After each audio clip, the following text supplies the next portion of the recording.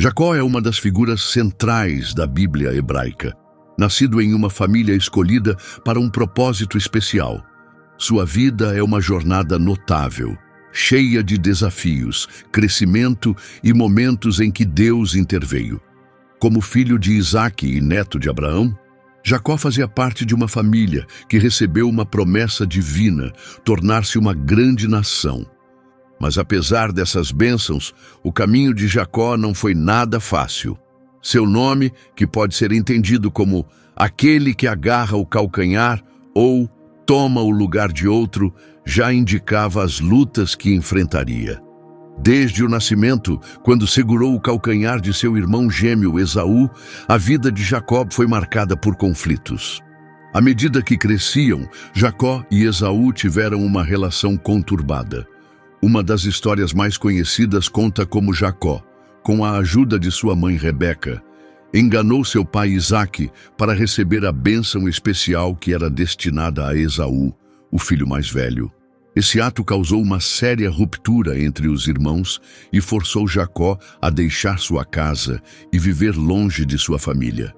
Ele foi morar com seu tio Labão, onde enfrentou enganos e experiências difíceis. Durante esse período, Jacó começou a mudar. Um momento marcante em sua história aconteceu em um lugar chamado Betel, onde Deus lhe falou e repetiu a mesma promessa dada a seu pai e avô, que os descendentes de Jacó seriam tão incontáveis quanto o pó da terra. Antes de continuar com a jornada de Jacó, gostaria de lembrá-lo rapidamente. Se você está gostando desta exploração das histórias bíblicas, considere se inscrever em nosso canal. Seu apoio nos permite continuar criando conteúdo baseado nas Escrituras e adoraríamos que você fizesse parte desta comunidade em crescimento. Clique no botão de inscrição e ative o sino para nunca perder um novo vídeo. À medida que a história de Jacó continuava, ficou claro que ele não era definido apenas por seus conflitos. Ele também estava em um caminho de profunda transformação. Após muitos anos trabalhando para Labão, Jacó decidiu voltar para sua terra natal, desejando se reconciliar com seu irmão. Este passo mostrou o quanto ele havia crescido como pessoa. Ele não era mais alguém que pensava apenas em si mesmo. Estava pronto para assumir a responsabilidade e enfrentar seu passado. No caminho de volta, teve outro encontro poderoso com Deus, desta vez na forma de uma figura misteriosa com quem lutou a noite toda. Isso foi mais do que uma luta física. Simbolizou sua batalha ao longo da vida para entender quem ele realmente era e qual era seu relacionamento com Deus. Ao amanhecer, Jacó recebeu uma bênção e um novo nome, Israel, que significa aquele que luta com Deus. Esta mudança de nome marcou um ponto de virada em sua vida, dando-lhe um novo papel e direção. Jacob não era mais definido pelo que havia tomado dos outros. Ele se tornou alguém escolhido para liderar um povo. Os 12 filhos que ele teria não seriam apenas nomes em uma lista. Eles formariam a base de uma nação. Esses 12 filhos se tornaram as raízes das tribos de Israel. Cada um, por sua ordem de nascimento e pela mulher que o deu à luz, desempenhou um papel na formação da história da família de Jacó. Seus nomes foram transmitidos através das gerações e se tornaram os nomes das tribos que eventualmente formariam a nação de Israel. As bênçãos e previsões dadas por Jacó e mais tarde por Moisés destacaram os caminhos futuros desses filhos e seus descendentes. Para realmente entender sua importância, é útil ver que cada filho não apenas ajudou a expandir a família, mas também representou diferentes traços, forças e lutas que se tornaram parte da identidade de Israel. Os filhos de Jacó vieram de 4 mulheres diferentes, suas esposas Leia e Raquel, e suas servas Bila e Zilpa. Isso criou um ambiente familiar complicado, cheio de competição e favoritismo, à medida que cada filho tentava ganhar respeito e atenção. Leia, que não era a esposa favorita de Jacó, deu à luz 6 filhos: Rúben, Simeão, Levi, Judá, Issacar e Zebulon. Raquel, a esposa que Jacó realmente amava, teve José e Benjamim. Bila, serva de Raquel, deu à luz Dan e Naftali, enquanto Zilpa, serva de Leia, teve Gade e Aser. Esses 12 filhos um dia liderariam as tribos que se espalhariam pela terra prometida por Deus. Mas seu papel ia além de apenas expandir uma família. Cada um deles refletia diferentes aspectos do comportamento humano. Alguns demonstravam coragem e liderança, enquanto outros se envolviam em engano e rivalidade. Suas ações e relacionamentos lançaram as bases para como as tribos interagiriam mais tarde. Essas primeiras tensões e alianças foram uma prévia das lutas políticas e religiosas que a nação eventualmente enfrentaria. Embora todos fossem filhos de Jacó, nem todos foram tratados da mesma forma ou receberam bênçãos iguais. Rúben, o mais velho, deveria herdar a liderança e uma porção dupla da riqueza da família. Mas, devido a decisões erradas, ele perdeu esse direito. Simeão e Levi, conhecidos por sua violência, também perderam sua posição. Judá, embora fosse o quarto filho, alcançou uma posição de liderança. Sua linhagem incluiria o rei Davi e, mais tarde, Jesus. José, que era especialmente amado por Jacó, recebeu uma bênção única que foi transmitida aos seus 2 filhos, Efraim e Manassés. Isso resultou em 2 tribos a partir da linhagem de José, em vez de apenas uma. Benjamim, o mais jovem, foi o último a receber uma bênção e seus descendentes se tornaram conhecidos por sua força e habilidade em batalha. Cada filho acrescentou algo diferente à história que Deus estava contando através dessa família. Suas vidas, escolhas e experiências ajudaram a moldar a identidade do povo de Deus. Alguns receberam promessas de poder, outros enfrentaram advertências de dificuldades, mas juntos formaram o alicerce da nação escolhida para carregar adiante a promessa dada a Abraão. Por meio desses 12 filhos, a família de Jacó se expandiu em um povo que um dia seria conhecido como uma nação separada entre as demais. Compreender a importância dos filhos de Jacó nos ajuda a ver o panorama geral do Antigo Testamento. A maneira como as tribos foram formadas e divididas moldou a história de Israel por gerações. Cada tribo tinha sua própria personalidade, forças e lutas, e juntas, sua história se tornou a história da ascensão e queda de Israel como um reino. As palavras ditas sobre eles por Jacó e mais tarde por Moisés não se referiam apenas aos seus futuros individuais. Elas também apontavam para a natureza e o propósito das tribos que carregariam seus nomes. Na Bíblia, o número 12 é frequentemente usado para representar completude e ordem divina. Ele simboliza o cumprimento das promessas de Deus. Portanto, os 12 filhos eram mais do que apenas membros de uma grande família. Eles faziam parte de um plano maior. Essa ideia aparece repetidamente na Bíblia. As 12 tribos de Israel, os 12 apóstolos de Jesus e até mesmo os 12 portões da cidade celestial descritos em Apocalipse. Cada filho tinha um papel específico e cada tribo tinha um propósito divino na história que Deus estava revelando. Agora que vimos quem eram esses filhos, vamos dar uma olhada mais de perto em cada um deles, começando por Rúben, o primeiro filho de Jacó com Lia. Ser o primogênito trazia privilégios especiais naquela época. Significava receber uma parte maior da herança, liderar o restante da família e continuar o legado familiar. Rúben começou a vida com grande promessa, mas sua história acabou sendo marcada por oportunidades perdidas. Um erro sério fez com que ele perdesse sua posição de destaque. Desde o início, parecia que Rúben estava destinado a grandes coisas. Como primeiro filho de Leia, ele trouxe a ela a esperança de finalmente conquistar o amor de Jacó. Seu nome, que significa veja, um filho, refletia o desejo de Leia por reconhecimento e afeto de seu marido. Nos primeiros anos, Rúben parecia levar suas responsabilidades a sério. Ele demonstrou sinais de liderança, como quando seus irmãos quiseram matar o irmão mais novo, José. Rúben interveio e os convenceu a não feri-lo. Em vez disso, sugeriu que o jogassem em uma cova, esperando voltar mais tarde para resgatá-lo. Não foi uma solução perfeita, mas mostrou sua tentativa de fazer a coisa certa. No entanto, apesar desses momentos de boa intenção, Rúben tomou uma decisão que mudou tudo. Em um ato de profundo desrespeito, ele teve um relacionamento com Bila, a concubina de seu pai e mãe de 2 de seus irmãos, Dan e Naftali. Isso não foi apenas um erro pessoal. Foi uma traição a seu pai e uma afronta à posição de Jacó como chefe da família.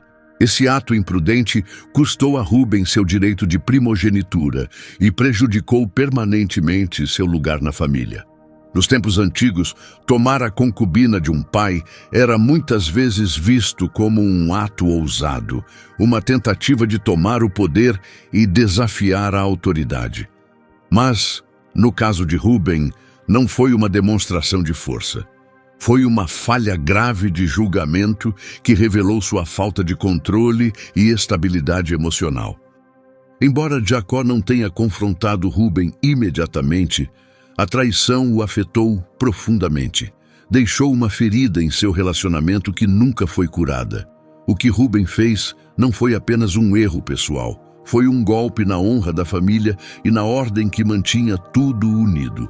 Ao escolher estar com Bila, Rúben mostrou não apenas desrespeito por seu pai, mas também uma falha em compreender o peso de seu papel como filho mais velho. A Bíblia não nos diz muito sobre o que Rúben pensava ou sentia após esse evento, mas o silêncio em sua história fala muito. Ele não tentou explicar ou defender o que fez. Ao contrário de Judá ou José, que desempenharam papéis mais ativos na história da família, Rúben silenciosamente desapareceu em segundo plano. Sua influência foi se perdendo, não com uma queda estrondosa, mas com um lento declínio. Muito tempo depois, quando Jacó estava se aproximando do fim de sua vida, ele reuniu todos os seus filhos para lhes dar suas últimas palavras. Foi então que ele finalmente abordou o que Rúben havia feito. Em Gênesis 49, as palavras de Jacó para seu filho mais velho são tanto poderosas quanto dolorosas. Ele disse: "Você é meu primogênito, minha força, o primeiro sinal do meu poder, superior em honra, superior em poder. Mas você é tão instável quanto a água. Você não liderará, porque subiu ao leito de seu pai e o profanou." Essas palavras refletem a profunda tristeza da história de Rúben. Ele era o primeiro filho de Jacó, cheio de potencial, forte e cheio de promessas. Mas sua falta de disciplina e controle o tornaram inadequado para a liderança. A frase "instável como a água" é especialmente significativa. A água dá vida, mas quando não é contida, torna-se imprevisível e destrutiva. Foi assim que Jacó viu Rúben, alguém com energia e paixão, mas sem direção. Ele poderia ter sido um grande líder, mas não tinha a consistência ou maturidade necessárias para o papel. Sua queda não foi apenas por um único erro, foi um padrão de fraqueza, de não viver à altura do que se esperava dele. Embora ele tenha permanecido na família e vivido entre seus irmãos, nunca recuperou seu antigo lugar. As últimas palavras de seu pai não foram uma maldição, mas deixaram claro: Rúben não teria mais os direitos do primogênito. Em vez disso, essas honras, tanto a liderança quanto a bênção, foram dadas a outros. Judá e José assumiram os papéis que Rúben não podia mais preencher. Para Rúben, a vida se tornou uma série de chances perdidas e sonhos que nunca se realizaram. Sua história é um exemplo poderoso de como o caráter e a integridade importam mais do que posição ou privilégio. Como o filho mais velho, Rúben começou com tudo a seu favor: o afeto do pai, o direito de primogenitura e a chance de liderar. Mas tudo isso escorregou por entre seus dedos em um momento de mau julgamento. Seu fracasso não foi por falta de capacidade, veio de uma falta de controle e sabedoria. A vida de Rúben é um alerta de que mesmo um grande potencial pode ser destruído por uma única decisão imprudente. Agora vem Simeão, o segundo filho de Jacó e Léa. Seu nome, Simeão, vem da palavra hebraica que significa ouvido, refletindo a crença de Léa de que Deus tinha ouvido seu desejo por amor de Jacó. Como Rúben, a vida de Simeão começou com promessa, mas sua história é lembrada mais por seu temperamento explosivo e escolhas impulsivas. Ele era guiado por sentimentos fortes, e essas emoções o levaram a tomar decisões que tiveram efeitos duradouros, não apenas para ele, mas para o futuro de sua família. Um dos eventos mais chocantes envolvendo Simeão aconteceu no início da vida dos filhos de Jacó, a vingança violenta em Siquém. Tudo começou quando Diná, filha de Jacó e irmã de Simeão, foi atacada por Siquém, um príncipe local. Após o ataque, Siquém desejou se casar com ela e pediu a seu pai, Amor, que falasse com Jacó para organizar uma união entre as famílias. Mas Simeão e seu irmão Levi, que compartilhavam a mesma mãe que Diná, ficaram indignados com o que havia acontecido. Eles não acreditavam que uma proposta de casamento poderia compensar uma ofensa tão grave. Eles queriam justiça. Fingindo concordar, Simeão e Levi disseram a Amor e Siquém que aceitariam o casamento apenas se todos os homens da cidade fossem circuncidados. O povo de Siquém concordou, esperando formar uma aliança com a família de Jacó. Mas no terceiro dia, enquanto os homens ainda estavam sofrendo por causa do procedimento, Simeão e Levi lançaram um ataque surpresa. Eles atravessaram a cidade com espadas, matando todos os homens, incluindo Siquém e seu pai. Depois, tomaram a cidade, capturando as mulheres e crianças e confiscando tudo de valor. A escala e a brutalidade de sua vingança chocaram não apenas a região, mas também seu pai Jacó. Quando ele soube, ficou furioso e temeroso. Disse-lhes: Vocês trouxeram desgraça sobre mim. Agora as pessoas ao nosso redor nos odiarão. Se unirem contra nós, todos podemos ser destruídos. Mas Simeão e Levi não recuaram. Sua resposta foi direta e fria. Deveria nossa irmã ser tratada como uma prostituta? Esta resposta mostrou o quanto Simeão se importava em defender a honra de sua família, mas também revelou seu ponto cego. Ele não conseguia ver o quadro maior ou o perigo que havia criado para todos ao seu redor. Naquele momento de fúria, a raiva de Simeão superou sua razão. Embora seu desejo de defender sua irmã possa ter vindo de um sentimento de lealdade, a maneira como ele agiu transformou isso em um massacre violento, um que manchou seu nome e moldou o restante de sua história. A preocupação de Jacob era justificada. Uma violência tão extrema poderia facilmente ter provocado ataques de tribos vizinhas. Foi apenas através da proteção divina que o medo tomou conta dos povos ao redor, poupando a família de Jacob de retaliação. No entanto, mesmo que Simeão e Levi não enfrentassem uma punição imediata, seu pai nunca esqueceu o que eles tinham feito. A queda de Rúben veio de uma falha pessoal, mas a queda de Simeão estava ligada à sua raiva incontrolável e sede de vingança. Sua defesa de Diná levou a um ato tão brutal que desonrou o próprio nome da família que ele pensava estar protegendo. Jacó não tirou imediatamente os direitos ou o status de Simeão, mas o impacto a longo prazo ficaria claro anos depois, durante as bênçãos finais que ele deu aos seus filhos.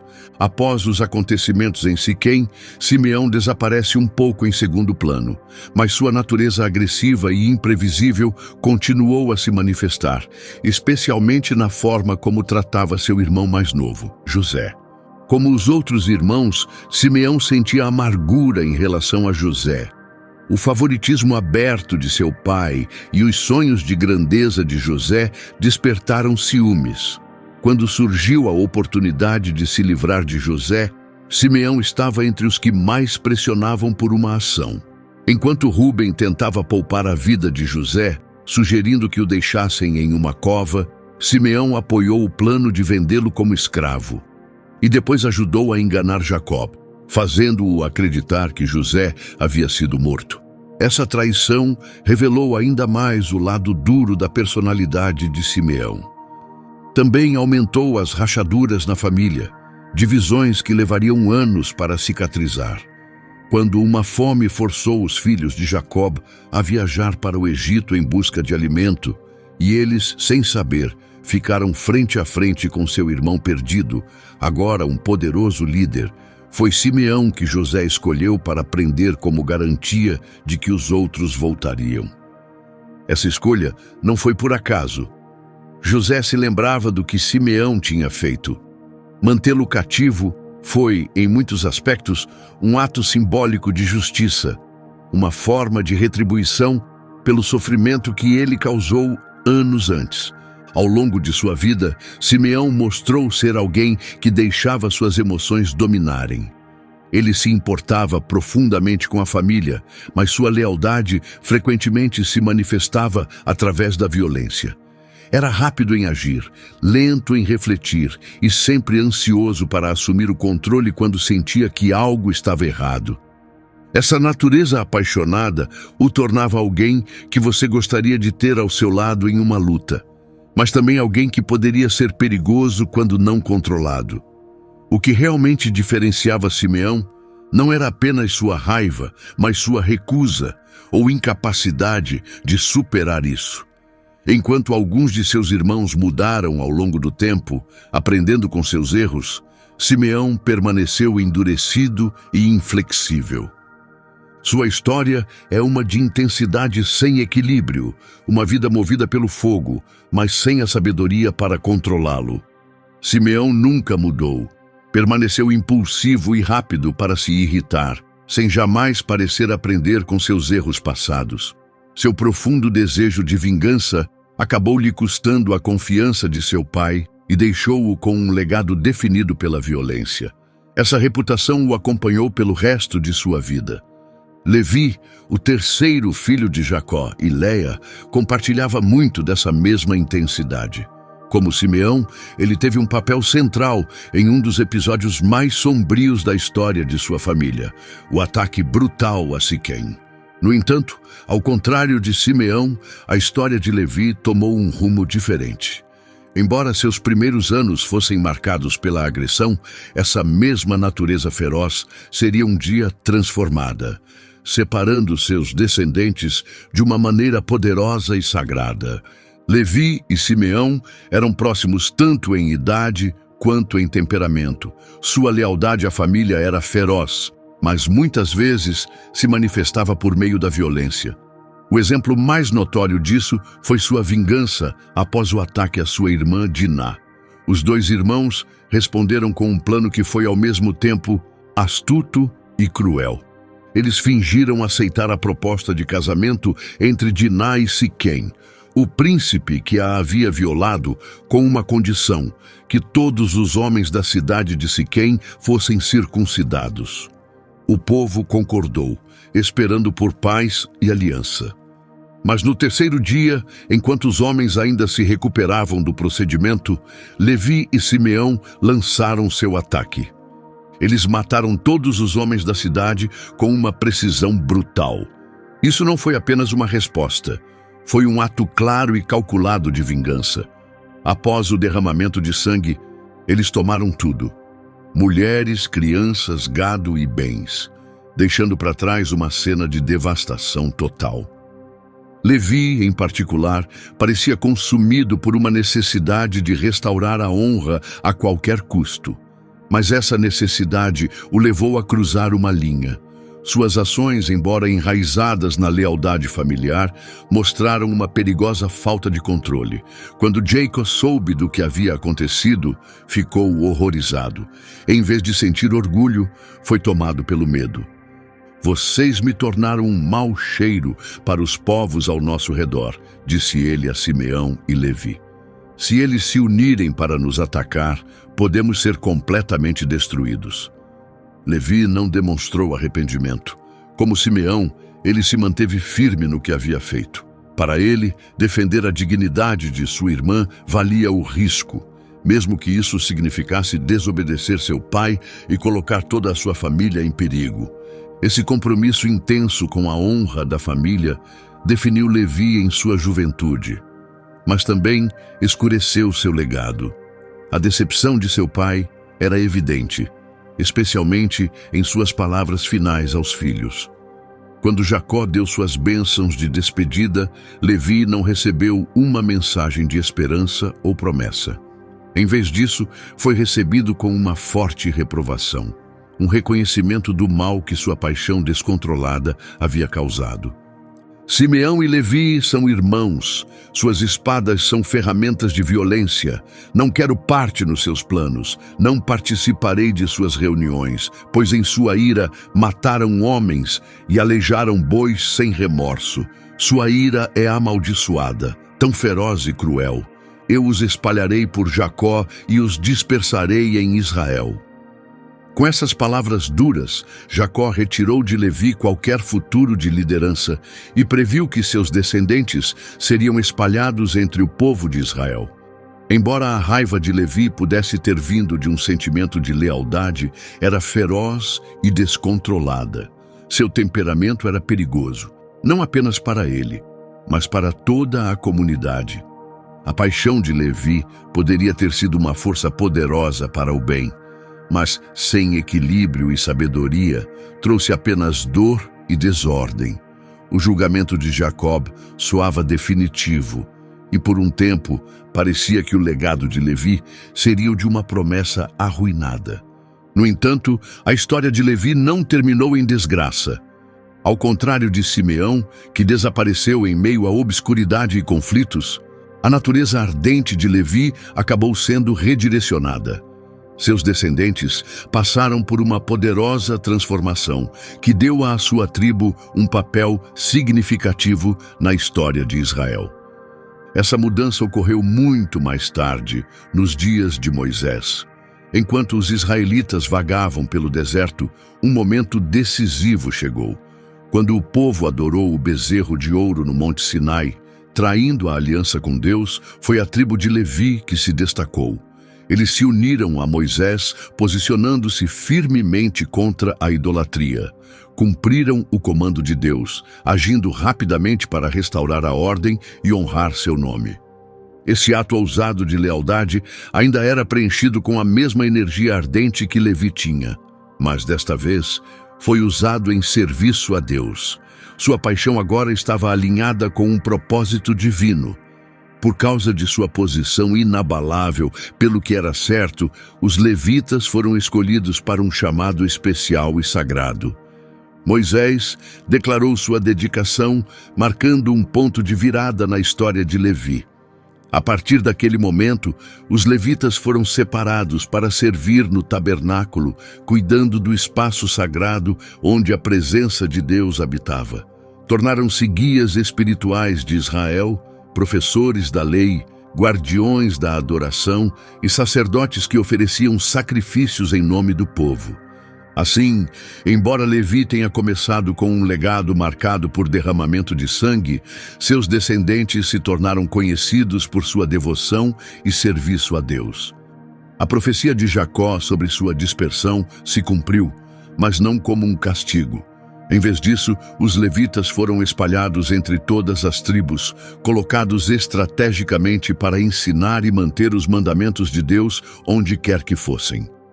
A história de Levi é um exemplo poderoso de como a paixão, quando deixada sem controle, pode levar ao mal, mas quando direcionada com propósito, pode ser redimida e usada para algo muito maior.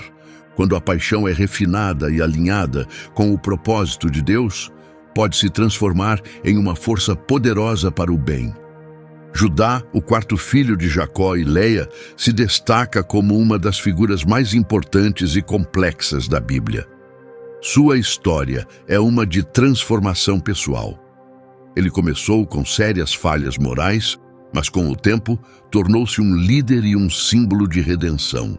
Ao contrário de seus irmãos mais velhos, Rúben, Simeão e Levi, cujos comportamentos impulsivos os levaram à desgraça, o caminho de Judá foi marcado por mudança e crescimento. Sua vida é um exemplo poderoso de como o arrependimento pode levar à restauração.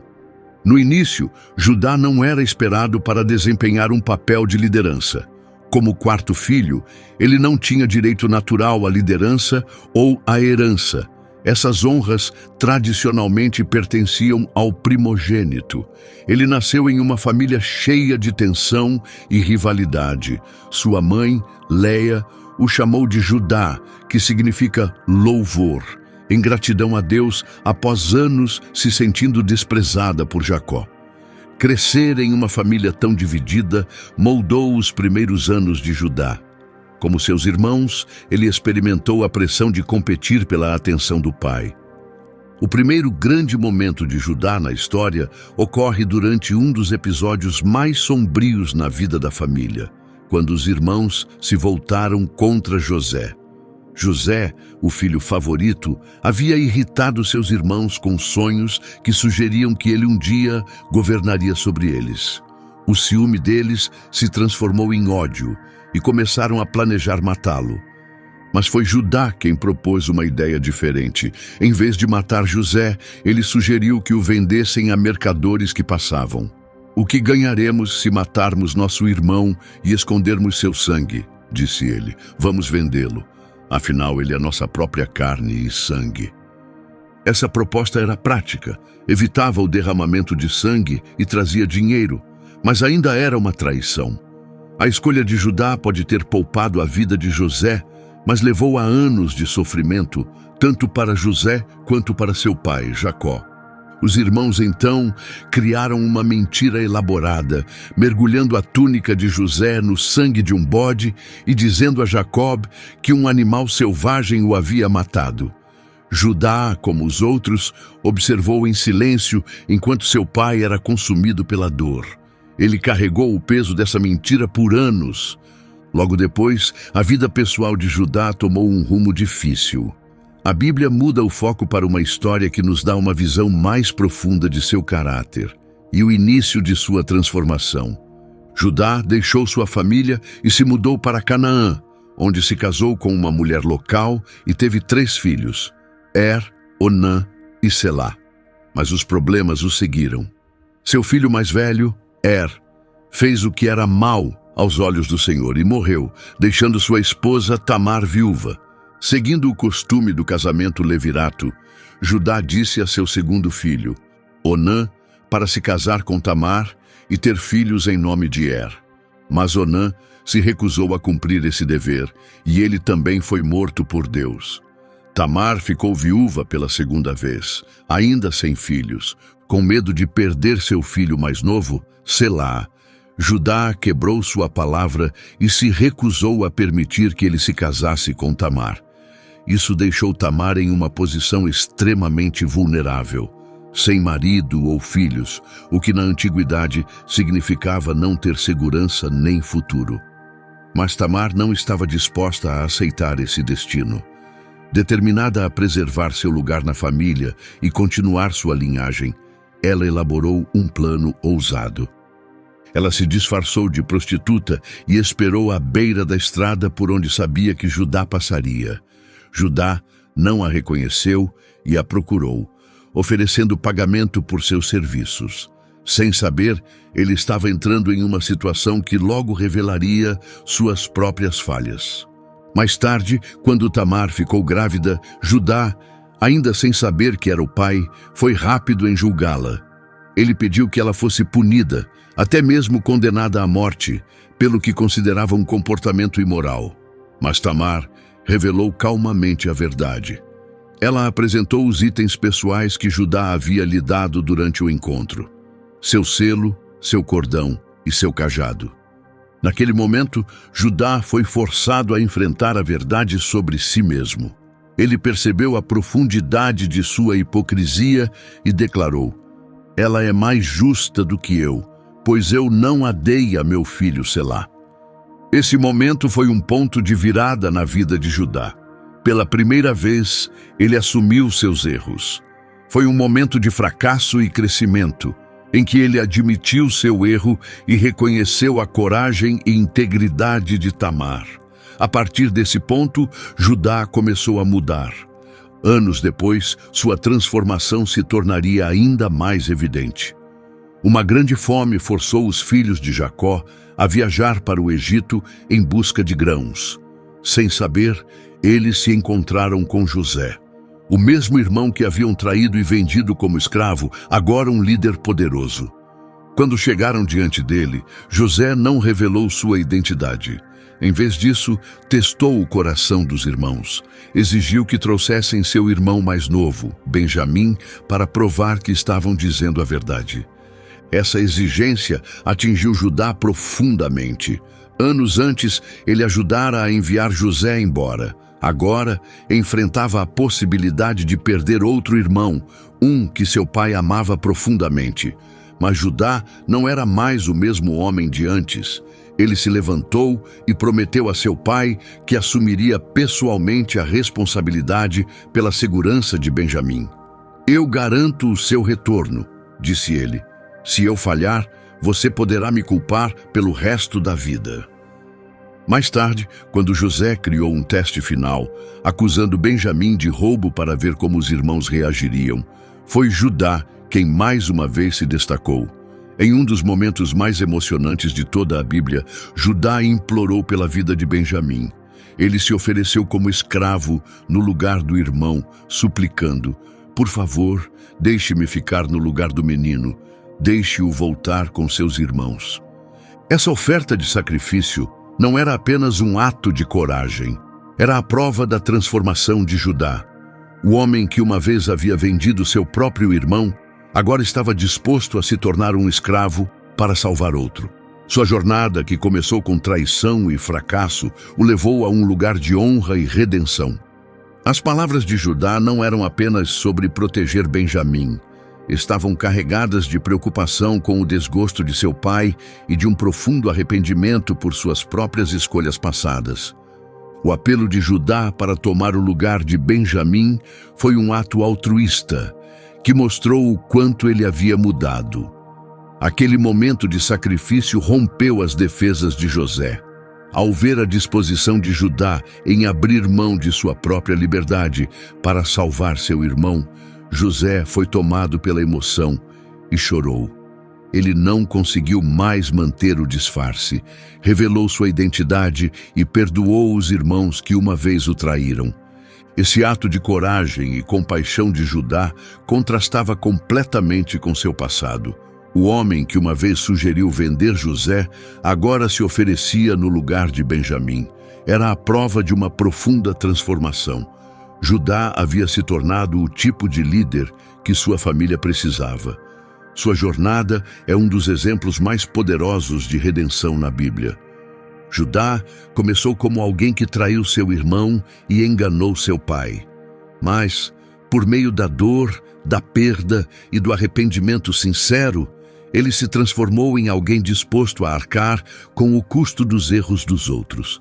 Sua história nos mostra que nunca é tarde demais para mudar e que a verdadeira liderança nasce da humildade. Não é surpresa, então, que os descendentes de Judá tenham sido escolhidos para a grandeza. Ele se tornou o antepassado do rei Davi, e de sua linhagem veio o Messias prometido, Jesus Cristo. A bênção final de Jacó para Judá refletiu esse destino. Ele disse: "Judá, teus irmãos te louvarão. Tua mão estará sobre o pescoço de teus inimigos. Os filhos de teu pai se curvarão diante de ti. És como um leão jovem retornando da caça. Quem ousa perturbá-lo? O cetro não se afastará de Judá, nem o bastão de comando de entre seus pés, até que venha aquele a quem pertence de direito, e todas as nações lhe obedecerão." Essa bênção falava do futuro de Judá como a tribo real. A imagem do leão simbolizava força e realeza, e a menção do cetro previa o surgimento de governantes de sua linhagem, primeiro Davi e, finalmente, Jesus. A tribo de Judá lideraria o Reino do Sul e se tornaria o centro espiritual e político de Israel. A seguir, vem Dan, o quinto filho de Jacó e o primogênito de Bila, serva de Raquel. Seu nome, que significa julgar, refletia a crença de Raquel de que Deus havia ouvido seu clamor e lhe dado um filho através de sua serva. Na época, Raquel estava profundamente frustrada com sua própria incapacidade de ter filhos, e o nascimento de Dan foi uma vitória pessoal em sua rivalidade com Leia. Embora Dan não fosse filho de uma das esposas de Jacó, seu nome carregava peso. Falava de justiça e esperança. No entanto, o papel de Dan na família era um pouco diferente. Sendo filho de uma concubina, ele não tinha o mesmo status que os filhos de Leia ou Raquel. Ainda assim, era visto como alguém que teria uma certa autoridade. Ele julgará seu povo, disse Jacob. A história pessoal de Dan na Bíblia é breve, e a maior parte do que sabemos sobre ele vem das palavras proféticas de Jacó e, mais tarde, de Moisés. Um dos aspectos mais misteriosos do caráter de Dan aparece na bênção que Jacó lhe dá em Gênesis 49. Ele diz: Dan julgará seu povo como uma das tribos de Israel.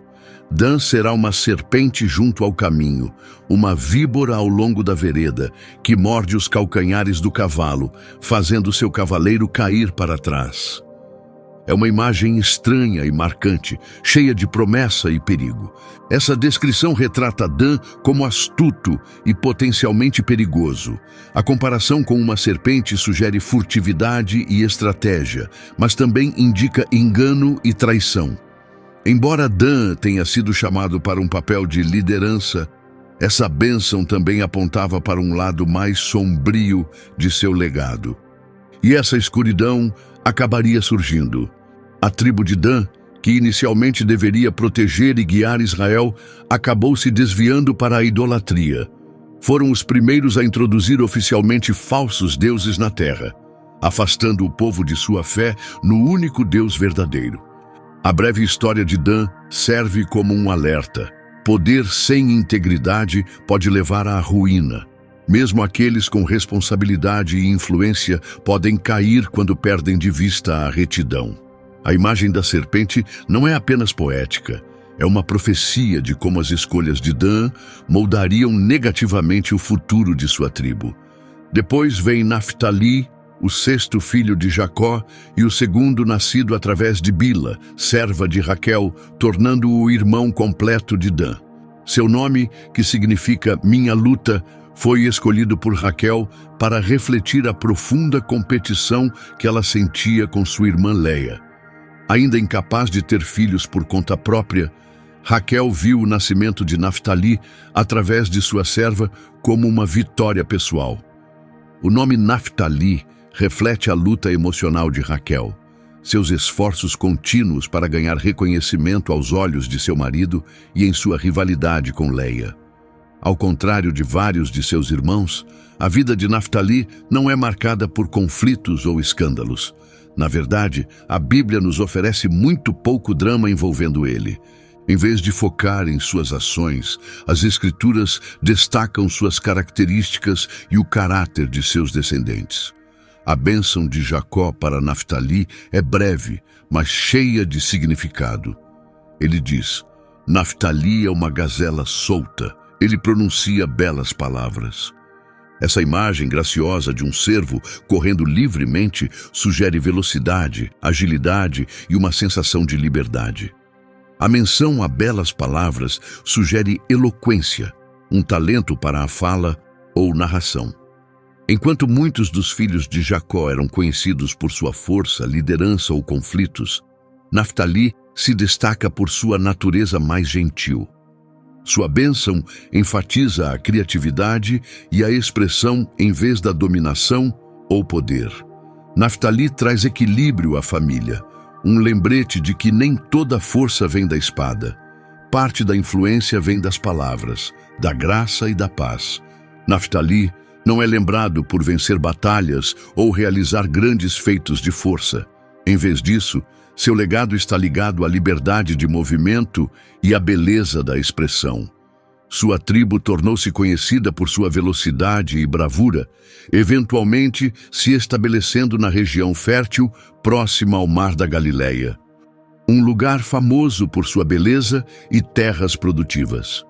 Enquanto algumas tribos enfrentavam conflitos internos e ameaças externas, a tribo de Naftali desfrutava de certa paz e estabilidade. Esse senso de calma e liberdade refletia o próprio espírito da bênção de Jacó, um povo gracioso e eloquente, prosperando em silêncio na terra que lhes foi dada. Em seguida veio Gade, o sétimo filho de Jacó e o primogênito de Zilpa, serva de Leia. Seu nascimento trouxe alegria a Leia, que exclamou: "Que boa sorte!" O nome Gade vem de uma palavra hebraica que significa fortuna ou tropa, um nome que refletiria o futuro de seus descendentes. Como Naftali, Gade não desempenha um papel dramático na história bíblica como indivíduo, mas seu legado é forte. A bênção de Jacó sobre ele foi curta, mas marcante. Gade será atacado por um bando de invasores, mas ele os atacará de volta e os vencerá. Essa bênção revelou que a tribo de Gade enfrentaria constantes batalhas. Posicionada no lado leste do rio Jordão, suas terras os tornavam mais vulneráveis a invasões. Mas, em vez de recuar diante do perigo, a tribo de Gade tornou-se conhecida como guerreiros ferozes, sempre prontos para defender seu povo. A repetição de tropa, tanto no nome quanto na bênção, destaca a identidade de Gade como guerreiro. Seus descendentes ganharam a reputação de serem homens valentes, habilidosos no combate e sempre firmes em tempos de conflito. Muitas vezes, estavam entre os primeiros a enfrentar o perigo, protegendo a nação de ameaças externas. Embora a história pessoal de Gade não seja detalhada nas Escrituras, a bravura de sua tribo falava por si. Ele pode não ter liderado como Judá ou servido no santuário como Levi, mas a contribuição de Gade para Israel veio através da força e resistência de sua tribo. Eles viveram de acordo com o significado de seu nome, tropas resilientes que lutavam com determinação. Depois havia Aser, o oitavo filho de Jacó, também nascido de Zilpa. Seu nome significa feliz ou abençoado e foi escolhido por Leia com alegria. Como estou feliz! As mulheres me chamarão de feliz. Ao contrário de muitos de seus irmãos, cujos nomes estavam ligados a lutas, rivalidades ou anseios, o nome de Aser refletia contentamento e celebração. Embora Aser não desempenhe um papel importante na narrativa bíblica, as bênçãos proferidas sobre ele foram notáveis. As palavras de Jacó para Aser estavam entre as mais positivas dadas a qualquer um de seus filhos. Ele disse: "A comida de Aser será farta, ele proverá iguarias dignas de um rei." Esta bênção apontava para uma vida de abundância, prosperidade e acesso às melhores coisas.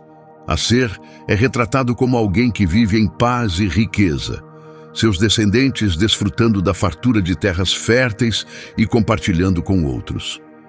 Mais tarde, Moisés ecoou esse mesmo tema em sua bênção sobre a tribo. O mais abençoado dos filhos é Aser, que ele seja favorecido por seus irmãos e mergulhe seu pé em óleo.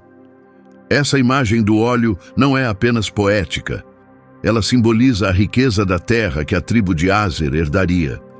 Eles se estabeleceram em uma área fértil ao longo da costa do Mediterrâneo, conhecida por seus olivais, vinhedos e campos férteis. A terra de Aser tornou-se famosa por produzir alguns dos melhores alimentos da região. Enquanto outras tribos enfrentavam constantes batalhas e inquietações, a história de Aser é diferente. Seu legado foi de alegria, paz e generosidade. Sua tribo desfrutava das bênçãos da terra e usava sua abundância para ajudar os outros. Aser nos lembra que o favor de Deus pode ser visto não apenas na vitória, mas também na satisfação e na frutificação. Em seguida vem Issacar, o nono filho de Jacó e um dos filhos de Leia. Seu nascimento ocorreu a partir de um acordo incomum entre Leia e Raquel. Na época, ambas as irmãs ainda competiam pelo amor de Jacó. Leia trocou algumas mandrágoras, uma planta considerada capaz de aumentar a fertilidade, por uma noite com Jacó, e como resultado, Issacar nasceu.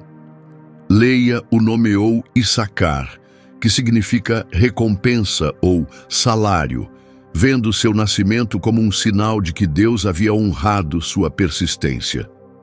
A história pessoal de Issacar não é repleta de drama, mas sua personalidade é revelada através das bênçãos de Jacó e Moisés. Jacó o descreveu como um jumento forte deitado entre os alforjes. Ele viu que a terra era boa e escolheu se estabelecer, carregando cargas e trabalhando arduamente. Essa imagem retrata Issacar como alguém confiável e resiliente. Como um jumento forte e constante, sua tribo seria conhecida por sua disposição em trabalhar, assumir responsabilidades e servir aos outros. Eles valorizavam uma vida pacífica, focando na agricultura e na estabilidade em vez de buscar poder ou guerra. A tribo de Issacar se tornou conhecida por sua praticidade. Faziam escolhas sábias e constantes que traziam benefícios a longo prazo para seu povo. Mas as palavras de Jacó também traziam um alerta sutil. Ele disse que Issacar se tornaria servo em trabalhos forçados, uma dica de que seu desejo por conforto poderia levá-los a abrir mão da liberdade em troca de paz. Mais tarde na história, isso se provou verdadeiro. A tribo de Issacar frequentemente vivia sob a influência ou controle de tribos mais fortes ou potências estrangeiras. Eles aceitavam isso como uma troca por segurança e prosperidade, que valorizavam tanto. O contentamento de Issacar, embora admirável, às vezes deixava sua tribo vulnerável. Seu desejo por paz podia se transformar em complacência, tornando-os alvos fáceis para poderes dominantes. Mas havia outro lado no legado de Issacar, marcado por sabedoria e discernimento espiritual.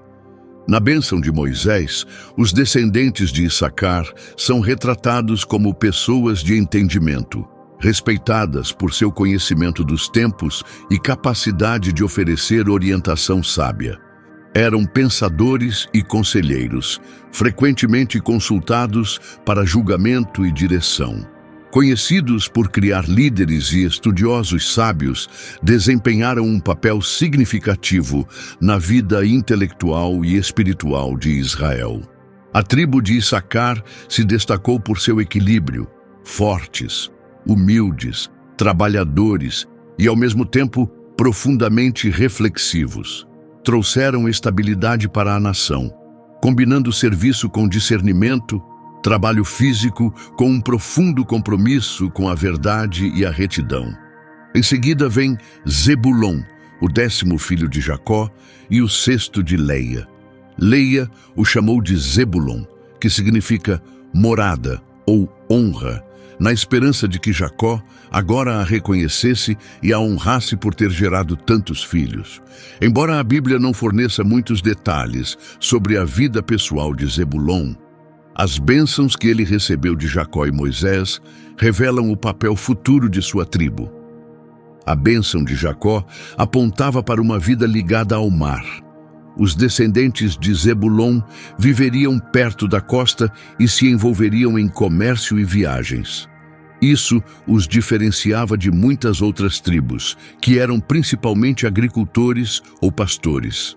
A localização de Zebulon perto do mar lhes dava uma vantagem estratégica.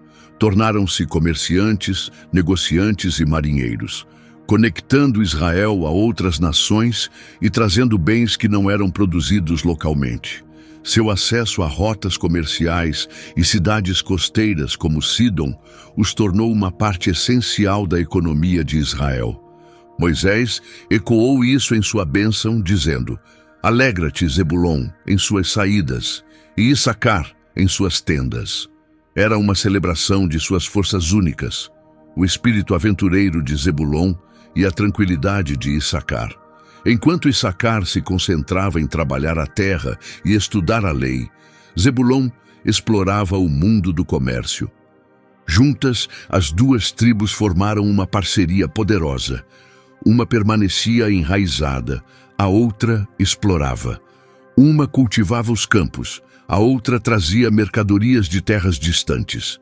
Zebulon pode não ter sido um guerreiro ou um governante, mas sua tribo trouxe prosperidade através do comércio e serviu como o portão de Israel para o mundo exterior. Os descendentes de Zebulon se tornaram conhecidos não apenas pelo que produziam, mas pelas conexões que estabeleciam, construindo pontes com outras culturas e garantindo recursos que beneficiavam todo o Israel. Seu legado foi de empreendimento, ousadia e contribuição econômica.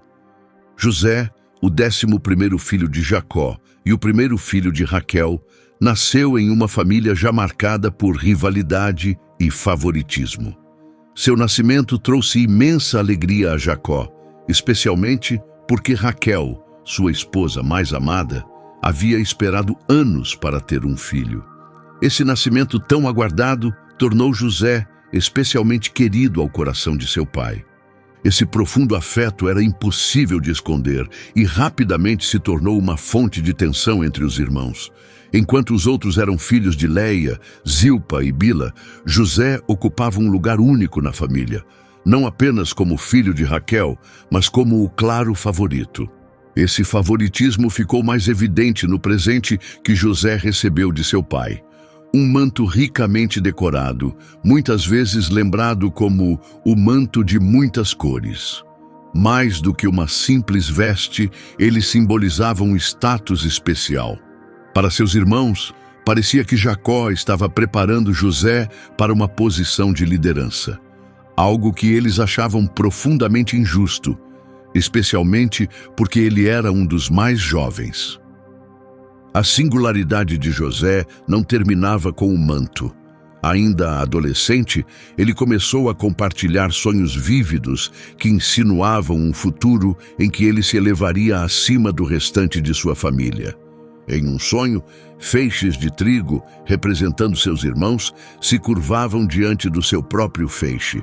Em outro, o sol, a lua e 11 estrelas se inclinavam perante ele, claramente simbolizando seu pai, sua mãe e seus irmãos.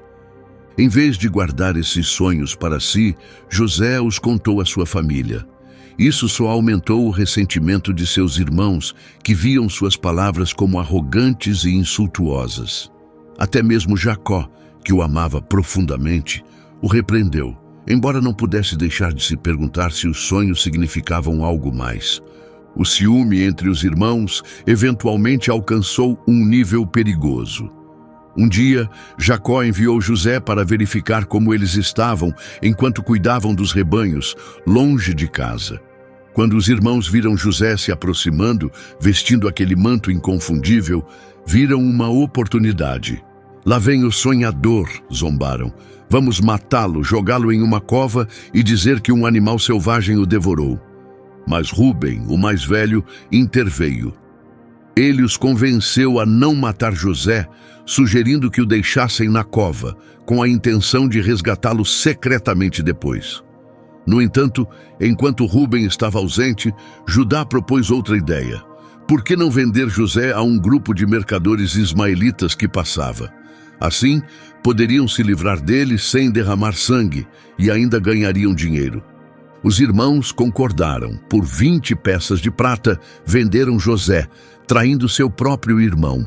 Arrancaram seu manto especial e o entregaram aos mercadores, que o levaram para o Egito, onde seria vendido como escravo. Com José fora do caminho, os irmãos realizaram uma cruel enganação. Mergulharam seu manto distinto no sangue de um bode e o levaram de volta a Jacó. Fingindo não saber o que havia acontecido, disseram: "Encontramos isto. Você reconhece? É o manto do seu filho." Jacó o reconheceu imediatamente. Acreditando que um animal selvagem havia matado seu amado filho, foi dominado pela dor. Rasgou suas roupas, vestiu-se de luto e recusou ser consolado. Eu chorarei por meu filho até o dia da minha morte, dizia, consumido pela tristeza. Enquanto isso, a jornada de José tomou um rumo dramático no Egito. Ele foi vendido a Potifar, um oficial de alto escalão na corte do faraó. Apesar de ser escravo, a honestidade, inteligência e ética de trabalho de José logo se destacaram. Potifar viu seu potencial e colocou José no comando de toda a sua casa. Quando José começou a se estabelecer nessa nova vida, surgiu um novo problema. A esposa de Potifar, atraída por ele, tentou seduzi-lo, mas José recusou, permanecendo leal tanto a Deus quanto ao seu senhor. Enfurecida com a rejeição, ela o acusou falsamente de tentar atacá-la. José foi preso, punido por um crime que não cometeu. Mas mesmo na prisão, ele não perdeu a esperança. Seu forte caráter conquistou a confiança do carcereiro, que colocou José no comando dos outros prisioneiros. Foi durante esse tempo que a habilidade única de José para interpretar sonhos começou a se destacar. 2 dos oficiais do faraó, o copeiro e o padeiro, também estavam presos. Cada um teve um sonho estranho e José se ofereceu para interpretá-los. Ele disse ao copeiro que em breve seria restaurado ao seu cargo. Ao padeiro, porém, previu a execução. Ambos os sonhos se cumpriram exatamente como José havia dito. Antes que o copeiro fosse libertado, José pediu que ele se lembrasse dele e falasse em seu favor ao faraó. Mas uma vez livre, o copeiro esqueceu-se completamente de José, e mais 2 anos se passaram em silêncio. Ainda assim, Deus não o havia esquecido. Um dia, o faraó começou a ter sonhos perturbadores que nenhum de seus conselheiros conseguia explicar. Foi então que o copeiro finalmente se lembrou do jovem hebreu na prisão. Ele contou ao faraó sobre o dom de José. José foi chamado, e em um único dia, tudo mudou. O faraó descreveu seus sonhos: 7 vacas gordas devoradas por 7 vacas magras e 7 espigas cheias consumidas por 7 espigas secas. Com sabedoria dada por Deus, José os interpretou. Haveria 7 anos de abundância, seguidos por 7 anos de fome intensa. O faraó ficou impressionado com a percepção de José e imediatamente o elevou à posição mais alta do país, segundo apenas ao próprio faraó. Agora responsável por todo o Egito, José recebeu a tarefa de administrar os recursos do país. Supervisionou a coleta de grãos durante os anos de fartura e garantiu que houvesse estoque suficiente para sobreviver aos anos de fome. O faraó deu a José um novo nome, Zafenate-Paneia, e organizou seu casamento com Asenate, filha de um respeitado sacerdote egípcio. Embora José agora tivesse imenso poder, riqueza e influência, ele nunca perdeu sua humildade nem sua fé em Deus. Quando a fome chegou, não foi apenas o Egito que sofreu. A escassez de alimentos se espalhou até Canaã, onde Jacó e seus filhos lutavam para sobreviver. Ao ouvir que havia grãos no Egito, Jacó enviou seus filhos para comprar comida, nunca imaginando que se curvariam diante de seu próprio irmão, agora um poderoso oficial egípcio. José os reconheceu no momento em que chegaram, mas eles não sabiam quem ele era. Em vez de revelar sua identidade imediatamente, José decidiu testá-los. Queria saber se eles haviam mudado desde o dia em que o venderam como escravo. Ele os submeteu a uma série de desafios cuidadosamente planejados para refletir seus comportamentos passados, especialmente como o trataram injustamente. José observou atentamente as reações de seus irmãos, procurando sinais de arrependimento. Eventualmente, foi a oferta altruísta de Judá para tomar o lugar de Benjamim como escravo que rompeu a barreira emocional de José. Dominado pela emoção, José não conseguiu mais esconder a verdade. Chorando, ele disse: "Eu sou José, seu irmão, aquele que vocês venderam para o Egito." Seus irmãos ficaram em choque, esperando punição. Mas José, em vez de buscar vingança, falou palavras de conforto e graça. Não fiquem angustiados ou com raiva de si mesmos. Foi Deus quem me enviou à frente de vocês para salvar vidas. José viu o quadro maior. O que eles haviam planejado para o mal, Deus usou para o bem, para preservar vidas em um tempo de grande crise. Por meio de traição, escravidão e prisão, José permaneceu fiel e agora era um exemplo vivo da providência de Deus. Sua história é uma das mais poderosas demonstrações de como Deus pode usar o sofrimento para um propósito maior. A ascensão de José de escravo a governador, sua fé inabalável em cada provação e sua capacidade de perdoar aqueles que o feriram, tudo isso faz de sua vida uma das mais inspiradoras da Bíblia. A bênção que José recebeu refletia a profundidade de sua jornada. Jacó disse: José é uma videira frutífera junto à fonte, cujos ramos se estendem sobre o muro. Estas bênçãos vêm do poderoso de Jacó, o pastor, a rocha de Israel. Que as bênçãos de seu pai superem as bênçãos das antigas colinas. Essa bênção rica e poética reconhecia tanto as provações quanto os triunfos de José. Sua vida dava frutos em todas as estações, e seu legado seria honrado por gerações. Por meio de seus 2 filhos, Efraim e Manassés, a linhagem de José recebeu uma dupla herança, tornando-se 2 das tribos mais poderosas de Israel. Benjamim, o 12º e mais jovem dos filhos de Jacó, nasceu em um momento de grande alegria e profunda tristeza. Como o 2º filho de Raquel, depois de José, seu nascimento deveria ter sido o cumprimento do maior desejo de sua mãe. Mas o que começou como uma bênção tão esperada, acabou em tragédia. Raquel teve um parto difícil e fatal. Com seu último suspiro, ela chamou o recém-nascido de Ben-Oni, que significa filho da minha dor. Mas Jacó, devastado, mas determinado a dar ao filho um nome de esperança, mudou para Benjamim, filho da minha mão direita. Esse nome refletia tanto a dor de perder Raquel, quanto o desejo de Jacó de que força e propósito surgissem daquela perda. Benjamim cresceria sem conhecer sua mãe, em uma casa marcada por perda, ciúme e arrependimento. No entanto, rapidamente se tornou uma figura querida, profundamente amado por seu pai enlutado e visto como uma lembrança da mulher que Jacó mais amava. Após perder José, a dor de Jacó só aumentou e Benjamim, o único filho restante de Raquel, tornou-se seu filho mais precioso. Jacó era extremamente protetor com ele, mantendo Benjamim sempre por perto e protegendo-o de qualquer perigo. Mas ao contrário do ciúme que antes foi direcionado a José, Benjamim não despertava ressentimento entre seus irmãos. Quando Benjamim nasceu, a dinâmica familiar já havia mudado. Os irmãos mais velhos tinham presenciado as consequências de suas ações passadas, o sofrimento que causaram ao pai, e haviam se tornado mais unidos diante do arrependimento compartilhado. Benjamim, ainda um menino quando tudo isso aconteceu, não teve parte na traição contra José.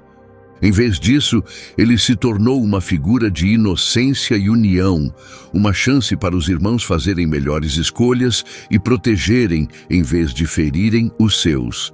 Em muitos aspectos, Benjamim simbolizava a cura, a possibilidade de reconciliação em uma família quebrada. Anos depois, quando a fome devastou a terra, o papel de Benjamim na família tornou-se central. Jacó, desesperado para alimentar sua casa, enviou seus filhos ao Egito para comprar grãos. Mas o homem encarregado, diante do qual eles se curvariam sem saber, era José, o irmão que haviam traído há tanto tempo. José os reconheceu imediatamente, mas manteve sua identidade em segredo. Para testá-los, acusou-os de serem espiões e exigiu uma prova de sua história. «Tragam seu irmão mais novo», disse ele. Essa exigência causou medo nos corações dos irmãos. Sabiam que seu pai nunca concordaria em deixar Benjamim ir. O medo de Jacó era avassalador. A ideia de perder Benjamim, depois de já ter perdido José, era mais do que ele podia suportar.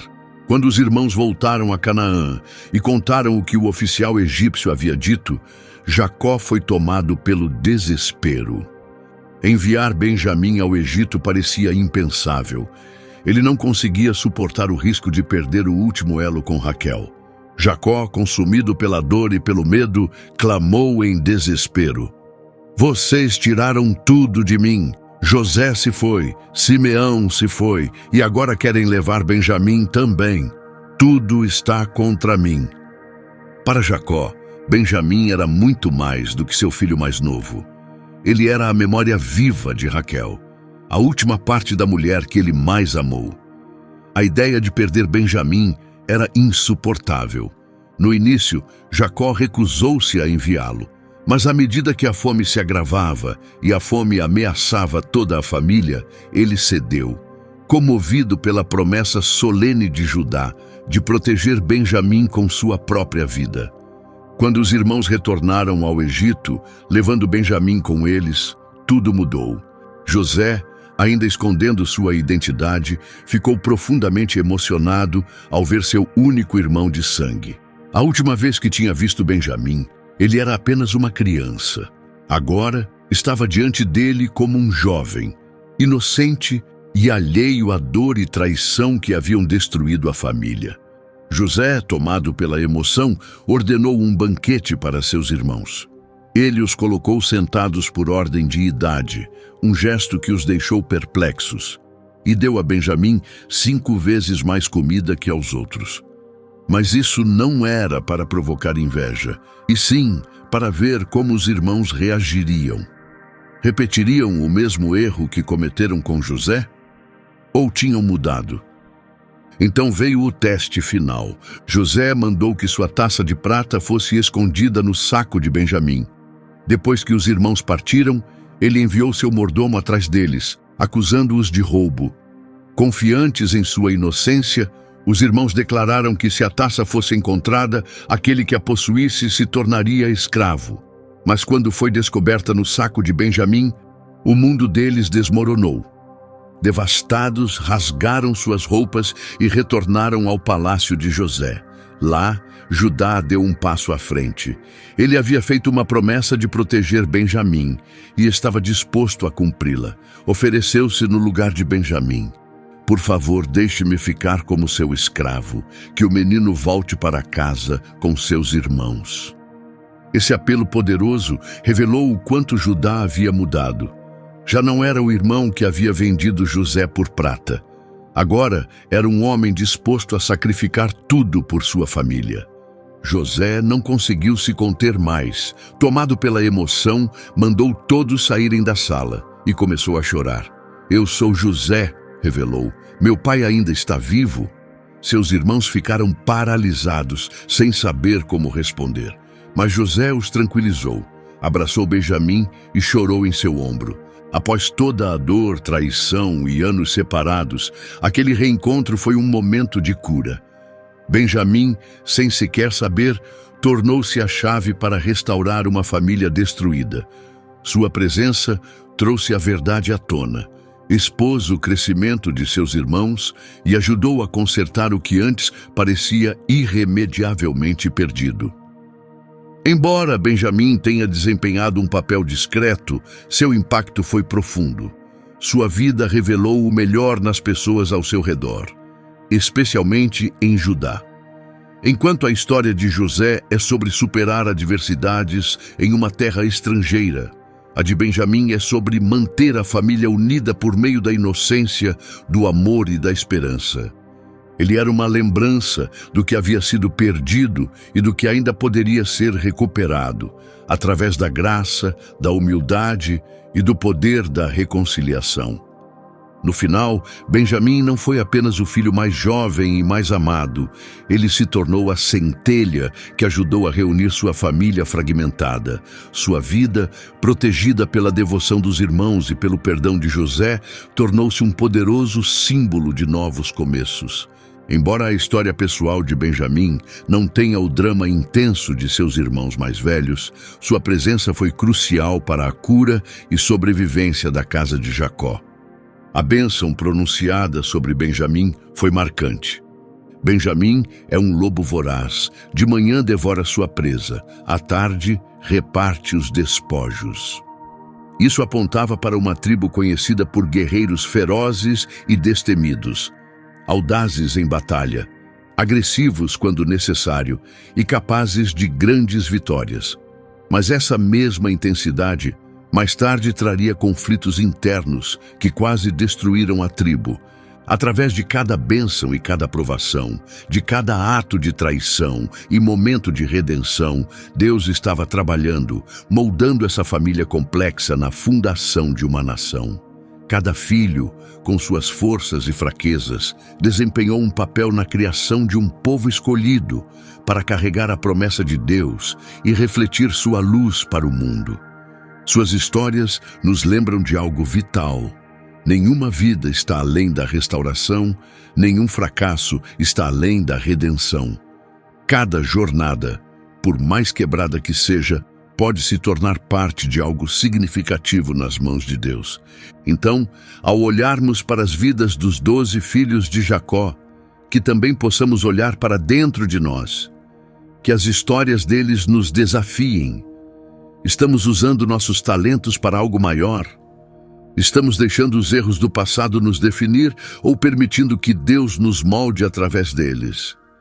Talvez você se veja no conflito interno de Rúben, na paixão ardente de Levi, no crescimento de Judá ou na confiança inabalável de José em Deus.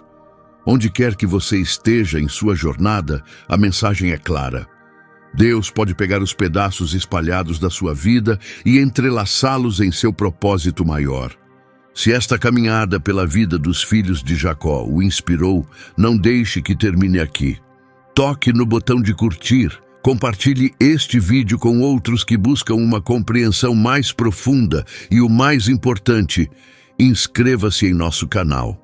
Seu apoio nos ajuda a continuar criando conteúdo enraizado na verdade bíblica e a construir uma comunidade de pessoas ávidas por aprender e crescer. Junte-se a nós enquanto exploramos mais da sabedoria das Escrituras e descobrimos como essas lições antigas ainda moldam nossas vidas hoje. Clique em inscrever-se e torne-se parte de uma família de buscadores comprometidos em crescer na verdade, caminhar na fé e ser transformados, assim como os 12 filhos se tornaram as 12 tribos que ajudaram a mudar o mundo.